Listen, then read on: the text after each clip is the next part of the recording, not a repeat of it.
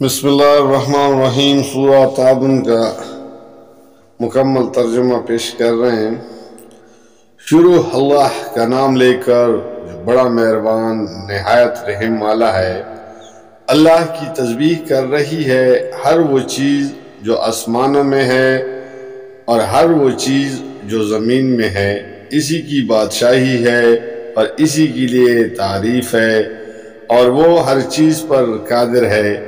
وہی ہے جس نے تم کو پیدا کیا، پھر تم میں سے کوئی کافر ہے اور کوئی مومن، اور اللہ وہ سب کچھ دیکھ رہا ہے جو تم کرتے ہو۔ اس نے زمین اور آسمانوں کو برحق پیدا کیا ہے اور تمہاری صورت بنائی اور بڑی عمدہ بنائی ہے، اور اسی کی طرف آخرکار تمہیں پلٹنا ہے۔ زمین اور آسمانوں کی ہر چیز کا اس سے علم ہے، جو کچھ تم چھپاتے ہو اور جو کچھ تم ظاہر کرتے ہو سب اسی کو معلوم ہے۔ اور وہ دلوں کا حال تک جانتا ہے۔ کیا تمہیں ان لوگوں کی کوئی خبر نہیں پہنچی جنہوں نے اس سے پہلے کفر کیا اور پھر اپنی شامت اعمال کا مزہ چکھ لیا، اور آگے ان کے لیے ایک دردناک عذاب ہے۔ اس انجام کے مستحق وہ اس لیے ہوئے کہ ان کے پاس ان کے رسول کلی دلیلیں اور نشانیاں لے کر آتے رہے، مگر انہوں نے کہا کیا انسان ہمیں ہدایت دیں گے؟ اس طرح انہوں نے ماننے سے انکار کر دیا اور منہ پھیر لیا۔ تب اللہ بھی ان سے بے پرواہ ہو گیا، اور اللہ تو ہے ہی بے نیاز اور اپنی ذات میں آپ محمود۔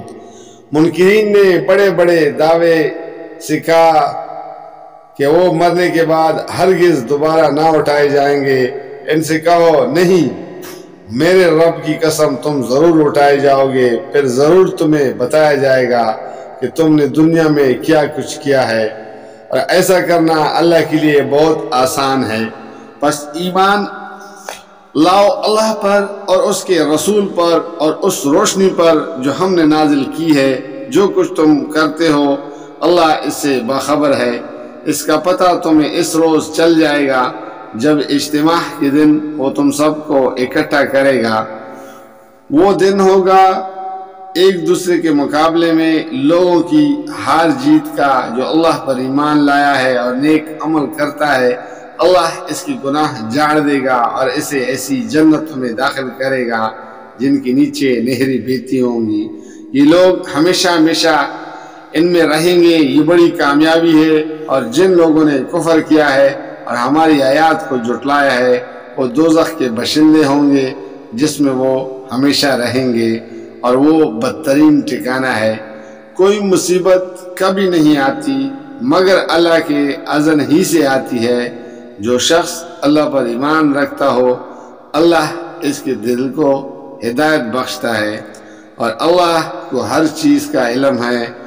اللہ کی اطاعت کرو اور رسول کی اطاعت کرو، لیکن اگر تم اطاعت سے منہ موڑتے ہو تو ہمارے رسول پر صاف صاف حق پہنچا دینے کے سوا کوئی ذمہ داری نہیں ہے۔ اللہ وہ ہے جس کے سوا کوئی خدا نہیں، لہذا ایمان لانے والوں کو اللہ ہی پر بھروسہ رکھنا چاہیے۔ اے لوگو جو ایمان لائے ہو، تمہاری بیویوں اور تمہاری اولاد میں سے بعض تمہارے دشمن ہیں، ان سے ہوشیار رہو، اور اگر تم عفو درگزر سے کام لو اور معاف کر دو تو اللہ غفور الرحیم ہے۔ تمہارے مال اور تمہاری اولاد تو ایک آزمائش ہے، اور اللہ ہی ہے جس کے پاس بڑا اجر ہے۔ لہذا جہاں تک تمہارے وس میں ہو اللہ سے ڈرتے رہو، اور سنو اور اطاعت کرو اور اپنے مال خرچ کرو، یہ تمہارے لیے ہی بہتر ہے۔